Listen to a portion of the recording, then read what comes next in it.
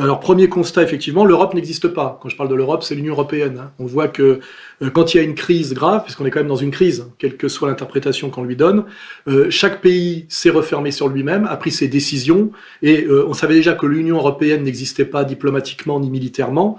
Elle n'existe pas non plus sur le plan, je dirais, civique, hein. C'est une bonne chose de le découvrir, puisque qu'est-ce qui reste de l'Union européenne, en fait? Des contraintes budgétaires, qui sont, on va le dire, notamment à l'origine de la destruction de l'hôpital public, qui est un des gros problèmes qu'on vit actuellement, et puis une monnaie surévaluée qui est un Deutschmark habillé en euros, qui pénalise toutes les économies nationales au sein de l'Union européenne, sauf les Allemands, mais les Allemands se retrouvant avec que des débiteurs insolvables. Donc à un moment donné, on n'a finalement aucun avantage à l'Union européenne, à part une toute petite oligarchie dont on voit de plus en plus qu'elle est, comment dirais-je, prédatrice, au-delà même d'être, je dirais, parasitaire. Et puis après, bon, on abordera peut-être un sujet un peu plus dangereux sur une certaine densité communautaire.